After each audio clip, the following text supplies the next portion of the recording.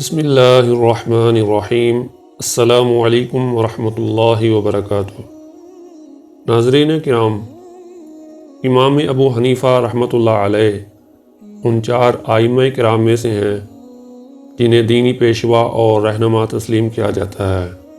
امام ابو حنیفہ رحمۃ اللہ علیہ کوفہ میں 80 ہجری کو پیدا ہوئے۔ رسول اللہ صلی اللہ علیہ وسلم کی وفات کے تقریباً 70 سال بعد آپ کا اسم گرامی نعمان اور کنیت ابو حنیفہ ہے۔ آپ اپنی کنیت سے ہی مشہور ہوئے۔ آپ کے والد کا نام ثابت، دادا کا نام زوطا اور پردادا کا نام مح ہے۔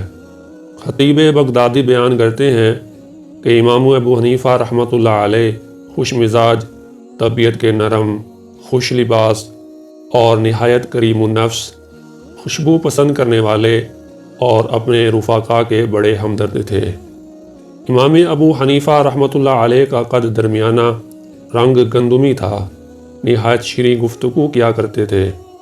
آپ کی آواز بڑی دلکش تھی، دیکھنے والا رشک بھری نگاہوں سے دیکھتا ہی رہ جاتا تھا۔ نہایت عمدہ لباس زیب تن کرتے اور بہترین عطریات کا استعمال بڑی کثرت اور اہتمام سے کرتے تھے۔ آپ زہد و تقوی کے مالک تھے، عمدہ لباس پہنتے، داڑھی میں کنگھی کرتے اور خوشبو لگایا کرتے تھے، اور رات کو محراب میں قیام سجود کی حالت میں رات کا بیشتر حصہ گزار دیتے تھے۔ جب آپ سورہ زلزال پڑھتے تو آپ کے جسم پر کپ کپی طاری ہو جاتی، دل خوف سے تھر تھر کانپنے لگتا۔ اپنی داڑھی کو ہاتھ میں پکڑ کر فرمایا کرتے تھے، اے اللہ، اے ذرہ برابر نیکی کا بدلہ دینے والے، اے ذرہ برابر شر کی سزا دینے والے، اپنے بندے نعمان کو جہنم کی آگ سے بچا لینا۔ امام ابو حنیفہ رحمۃ اللہ علیہ کے جود و سخا کا یہ عالم تھا کہ جب کبھی اپنے اہل خانہ پر خرچ کرتے تو اتنی ہی مقدار میں مساکین، فقراء اور حاجت مندوں کے لیے بھی مال صدقہ کیا کرتے تھے۔ جب بھی خود نئے کپڑے پہنتے اتنی ہی قیمت کے کپڑے مساکین کو دیتے تھے۔ جب آپ کے سامنے کھانا رکھا جاتا تو آپ اتنی ہی مقدار میں یا اس سے دوگنا کھانا مساکین میں تقسیم کر دیا کرتے تھے۔ امام ابو حنیفہ رحمۃ اللہ علیہ بہت بڑے تاجر تھے۔ جب آپ کو یہ شوق پیدا ہوا کہ علم حاصل کرنا چاہیے تو علم بھی کمال حاصل کیا۔ خطیب بغدادی نے تاریخ میں ذکر کیا ہے کہ امام ابو حنیفہ رحمۃ اللہ علیہ ایک دن مسجد میں بیٹھے لوگوں کو عقیدے کے مسئلے سمجھا رہے تھے۔ عقیدے کے مسئلے بڑے مشکل ہوا کرتے ہیں، لیکن امام صاحب کو اس پر بھی بہت عبور حاصل تھا۔ اسی دوران ایک عورت نے آ کر طلاق کا مسئلہ پوچھا۔ امام ابو حنیفہ رحمۃ اللہ علیہ فرمانے لگے کہ میرے استاد اور شیخ حماد بن ابی سلیمان جو کہ ابھی مسجد میں ہی تشریف فرما ہیں، آپ یہ مسئلہ ان سے پوچھ لو، پھر مسئلہ پوچھنے کے بعد مجھے بھی جواب دینا کہ شیخ صاحب نے کیا جواب دیا ہے۔ چنانچہ وہ عورت حماد بن ابی سلیمان رحمۃ اللہ علیہ کے پاس گئی۔ انہوں نے مسئلہ بتایا کہ یہ طلاق ہے اور اس کی یہ عدت ہے، اور عدت کے دوران تو نے یہ کرنا ہے اور عدت کے بعد یہ کرنا ہے۔ اس عورت نے مسئلہ پوچھنے کے بعد امام ابو حنیفہ رحمۃ اللہ علیہ کو وہ مسئلہ بتا دیا جو شیخ صاحب نے بتایا تھا۔ امام ابو حنیفہ رحمۃ اللہ علیہ فرماتے ہیں کہ اس دن سے مجھے شوق پیدا ہو گیا کہ علم فقہ ضرور حاصل کرنا چاہیے۔ چنانچہ میں نے اپنے شیخ حماد بن ابی سلیمان کی مجلس میں بیٹھنا شروع کر دیا اور علم فقہ حاصل کرنے لگ گیا۔ امام ابو حنیفہ رحمۃ اللہ علیہ فرماتے ہیں کہ جو مسائل میں نے ان سے سنے وہ میں ساتھ ساتھ لکھ لیا کرتا تھا۔ امام صاحب فرماتے ہیں کہ جب کچھ دن گزرے تو میں نے سوچا کہ مجھے کافی معلومات حاصل ہو چکی ہے، اب میں بھی لوگوں کو مسائل بتا سکتا ہوں، کیوں نہ میں بھی اپنی الگ مجلس لگا لوں اور لوگوں کو فقہ کی تعلیم دینا شروع کر دوں۔ پہلے عقیدہ کی تعلیم دیتا تھا، اب فقہ کی تعلیم دیتا ہوں۔ فرماتے ہیں کہ ایک دن میں یہ ارادہ بنا کر گھر سے آیا تو دیکھا کہ مسجد میں شیخ صاحب کی مجلس گرم تھی، تو میرا دل نہ چاہا کہ میں اپنی الگ مجلس لگاؤں، چنانچہ میں پھر اسی مجلس میں بیٹھ گیا۔ اتفاق ایسا ہوا کہ شیخ صاحب کا بصرہ میں کوئی رشتہ دار تھا، وہ فوت ہو گیا۔ شیخ صاحب کے علاوہ اس کا کوئی وارث بھی نہیں تھا۔ جب شیخ صاحب کو اس کی وفات کی خبر آئی تو شیخ صاحب بصرہ کو روانہ ہو گئے اور اپنی مجلس میں مجھے بٹھا گئے۔ شیخ صاحب کے اور بہت سارے شاگرد تھے، ان کو مسند پر نہ بٹھایا، لیکن امام صاحب کو مسند پر کیوں بٹھایا؟ اس کی بھی ایک وجہ اور سبب تھا۔ سبب یہ تھا کہ امام صاحب فرماتے ہیں کہ میں شیخ صاحب سے جو سنتا اس کو تحریر کر لیتا اور یاد کر لیا کرتا تھا۔ دوسرے دن جب انہوں نے پوچھنا تو میں نے ان کو فوراً سبق سنا دینا، جبکہ دوسروں نے پسو پیش کرتے رہنا، کسی کو کوئی بات یاد رہتی اور کوئی نہ رہتی۔ اس وجہ سے شیخ صاحب مجھ سے بہت خوش تھے اور مجھے اپنے قریب بٹھاتے تھے۔ لہٰذا جب آپ اپنے قریبی کی وفات پر گئے تو مجھے اپنی مسند پر بٹھا گئے کہ لوگوں کو آپ نے تعلیم دینی ہے اور مسئلے مسائل بتانے ہیں۔ چنانچہ ان کے جانے کے بعد ان کی عدم موجودگی میں نے لوگوں کو مسئلے بتانا شروع کر دیے، اور میں جو مسئلہ بھی لوگوں کو بتاتا تھا اس مسئلے کو لکھ لیا کرتا تھا، تاکہ جب شیخ صاحب آئیں گے تو میں ان سے پوچھ لوں گا کہ ان میں سے کون سا مسئلہ صحیح ہے اور کون سا غلط ہے۔ یہ اس بات کی تحقیق ہو جائے گی۔ امام ابو حنیفہ رحمۃ اللہ علیہ فرماتے ہیں کہ شیخ صاحب جب کافی عرصے کے بعد آئے تو تقریباً 40 کے قریب کچھ مسائل تھے، تو میں نے ان سے وہ مسئلے پوچھنے شروع کر دیے کہ یہ مسئلے تھے اور آپ ذرا ان پر غور فرمائیں۔ شیخ صاحب نے جب ان مسائل کو پڑھا تو زیادہ کی تائید کی اور کم کی نشاندہی کی۔ امام صاحب فرماتے ہیں کہ میں بڑا خوش ہوا کہ زیادہ کی تائید ہوئی ہے، لہٰذا جب تک شیخ صاحب زندہ رہے میں نے ان کی مجلس نہیں چھوڑی، تعلیم بھی انہی سے حاصل کرتا رہا۔ تاریخ بغداد میں لکھا ہوا ہے کہ امام ابو حنیفہ رحمۃ اللہ علیہ حماد بن ابی سلیمان کے پاس ہی فقیہ بنے ہیں، ان سے انہوں نے فقہ حاصل کی ہے۔ حماد بن ابی سلیمان کے علاوہ بھی امام ابو حنیفہ رحمۃ اللہ علیہ کے استاد اور شیخ تھے جن سے انہوں نے فقہ اور تعلیم حاصل کی ہے، جن میں عطا بن ابی رباح، موسیٰ بن ابی عائشہ، نافع مولا ابن عمر، حشام بن عروہ اور بہت سارے اس وقت کے شیخ ہیں کہ جن سے امام ابو حنیفہ رحمۃ اللہ علیہ نے علم حاصل کیا ہے۔ امام صاحب کے شاگرد بھی بہت سارے ہیں، جن میں سے مشہور شاگرد امام ابو یوسف رحمۃ اللہ علیہ جو کہ قاضی تھے بہت مشہور ہوئے، امام حسن بن شیبانی، ظفر بن حمید، حسن بن زیاد اور اس کے علاوہ بہت سارے ان کے شاگرد ہیں۔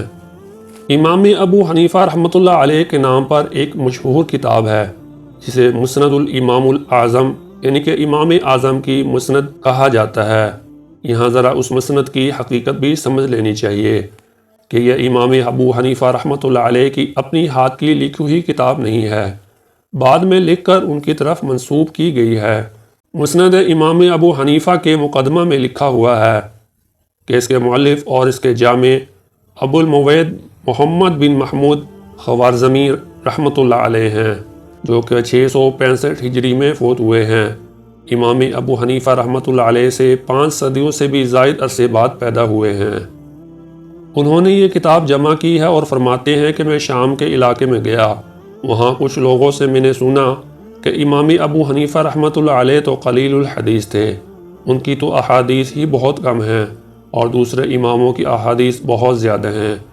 فرماتے ہیں کہ جب میں نے یہ بات سنی تو میری حمیت نے جوش مارا کہ امام صاحب کی احادیث کو یکجا جمع کرنا چاہیے تاکہ ان لوگوں کو پتہ چل جائے کہ امام صاحب کی احادیث تھوڑی ہیں یا زیادہ ہیں۔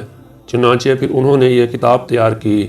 فرماتے ہیں کہ میں نے اس کتاب میں امام ابو حنیفہ رحمۃ اللہ علیہ کی احادیث جن کتابوں میں بکھری پڑی تھیں انہیں مختلف 15 کتابوں سے یہ حدیث جمع کی ہیں، جن سے یہ ایک کتاب تیار ہو گئی ہے جس کو مسند الامام ابی حنیفہ رحمۃ اللہ علیہ کے نام سے یاد کیا جاتا ہے۔ امام ابو حنیفہ رحمۃ اللہ علیہ کی سیرت اور تاریخ کے مطالعے سے پتہ چلتا ہے کہ امام صاحب نے بھی کچھ کتابیں اپنے ہاتھ سے لکھی ہیں، لیکن وہ کتابیں باوثوق ذرائع سے ہم تک نہیں پہنچ سکیں۔ مولانا سید محمد انور شاہ صاحب کشمیری رحمۃ اللہ علیہ ایک مقام میں لکھتے ہیں کہ امام ابو حنیفہ رحمۃ اللہ علیہ کی اپنے ہاتھ سے لکھی ہوئی کتابیں آج دنیا میں موجود نہیں ہیں، ان کے شاگرد اور ان کے شاگردوں کے شاگردوں کی کتابیں موجود ہیں اور وہ آج دستیاب بھی ہیں، جیسے کہ الفقہ الاکبر کا بھی یہی حال ہے، یعنی کہ امام صاحب کے شاگرد نے لکھی ہے اور منسوب امام صاحب کی طرف کر دی گئی ہے۔ اللہ رب العزت نے امام ابو حنیفہ رحمۃ اللہ علیہ کو کمال ذہانت عطا فرمائی تھی۔ حافظ ابن کثیر رحمۃ اللہ علیہ نے امام ابو حنیفہ رحمۃ اللہ علیہ کی ذہانت کے متعلق ایک واقعہ نقل کیا ہے۔ وہ فرماتے ہیں کہ امام ابو حنیفہ رحمۃ اللہ علیہ کے پاس کچھ زندیق ملحد قسم کے لوگ جو اللہ تعالیٰ کو مانتے ہی نہیں تھے، امام صاحب کے پاس آ کر کہنے لگے کہ اللہ تعالیٰ کے موجود ہونے کی کیا دلیل ہے؟ امام صاحب قرآن مجید کی اگر آیت پیش کرتے یا رسول اللہ صلی اللہ علیہ وسلم کی حدیث پیش کرتے تو انہوں نے اسے تسلیم ہی نہیں کرنا تھا، کیونکہ وہ زندیق قسم کے لوگ تھے۔ تو امام صاحب نے عقلی دلیل پیش کی، فرمانے لگے کہ میں نے ایک خبر سنی ہے، اس پر غور کر رہا ہوں، اس کی سمجھ ہی نہیں آ رہی۔ وہ کہنے لگے کہ کیا خبر آپ نے سنی ہے؟ امام صاحب فرمانے لگے کہ کچھ آدمی آئے تھے، وہ بتا گئے ہیں کہ ساحل سمندر پر ایک کشتی ہے، وہ تجارتی سامان سے خوب لدی ہوئی ہے اور وہ خود بخود سمندر میں چلنا شروع ہو جاتی ہے۔ اس کو چلانے والا کوئی ملاح نہیں ہے اور سنبھالنے والا کوئی بھی نگہبان نہیں ہے۔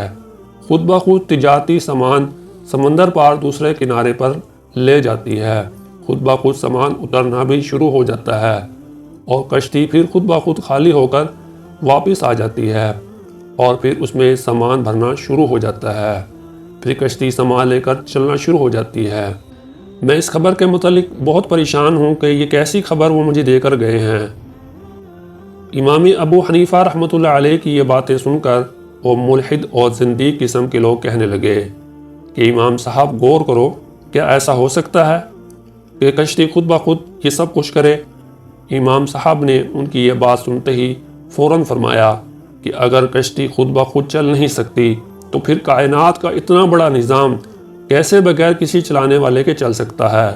تو یہ بات ان کی عقل میں آ گئی کہ کشتی بغیر ملاح کے نہیں چل سکتی، تو یہ کائنات کا اتنا بڑا نظام بغیر کسی چلانے والے کے کیسے چل سکتا ہے؟ اور وہ امام صاحب کے ہاتھ پر مشرف با اسلام ہو گئے۔ معزز ناظرین، آخر میں ہم آپ کے سامنے امام ابو حنیفہ رحمۃ اللہ علیہ کے چند اقوال بھی پیش کرتے ہیں۔ امام ابو حنیفہ رحمۃ اللہ علیہ کا ایک قول یہ ہے، امام صاحب فرماتے ہیں جب صحیح حدیث آ جائے تو میرا مذہب وہی ہے۔ ایک دوسرے قول میں امام ابو حنیفہ رحمۃ اللہ علیہ فرماتے ہیں کہ کسی کے لیے یہ حلال نہیں ہے کہ وہ ہماری بات کو اخذ کرے جب تک کہ اس کو علم نہ ہو جائے کہ ہم نے وہ بات کس مقام سے اخذ کی ہے۔ امام ابو حنیفہ رحمۃ اللہ علیہ کا ایک تیسرا قول یہ ہے، امام صاحب فرماتے ہیں کہ ہم انسان ہیں، آج ایک بات کہتے ہیں اور کل اس سے رجوع کر لیتے ہیں، اس واسطے جس نے ہمارے قول پر فتویٰ دینا ہے وہ پہلے دلیل پہچانے، محض وہ ہمارے قول پر فتویٰ نہ دیتا جائے۔ امام ابو حنیفہ رحمۃ اللہ علیہ کا ایک چوتھا اور زبردست قول یہ ہے، امام صاحب فرماتے ہیں کہ میں کوئی بات کہوں جو اللہ تعالیٰ کی کتاب کے خلاف ہو، رسول اللہ صلی اللہ علیہ وسلم کی خبر اور حدیث کے خلاف ہو تو میری بات کو چھوڑ دینا۔ معزز ناظرین کرام، آج کی اس ویڈیو میں ہم نے آپ کے سامنے امام ابو حنیفہ رحمۃ اللہ علیہ کی سیرت کے چند اہم ترین واقعات کو پیش کیا ہے۔ ہم امید کرتے ہیں کہ یہ ویڈیو آپ کے لیے علمی ثابت ہوگی، جس سے آپ نے بہت کچھ سیکھا ہوگا۔ آپ سے گزارش ہے کہ صدقہ جاریہ سمجھ کر اس ویڈیو کو لائک اور شیئر کر دیں، اور آپ کو یہ ویڈیو کیسی لگی ہے کومنٹ سیکشن میں اپنی رائے کا اظہار ضرور فرمائیں۔ اور اگر آپ اسی طرح کی بامقصد کہانیاں، بامقصد واقعات، اسلامی واقعات سننا چاہتے ہیں تو ہمارے یوٹیوب چینل بامقصد کہانیاں ضرور سبسکرائب کر لیں اور بیل آئیکن کو ضرور آن کر لیں تاکہ ہر نئی آنے والی ویڈیو کا نوٹیفیکیشن بر وقت آپ کو مل سکے۔ ملیں گے اگلی ایک اور ویڈیو کے ساتھ، تب تک کے لیے اجازت دیجیے، اپنا بہت سا خیال رکھیے، اللہ حافظ۔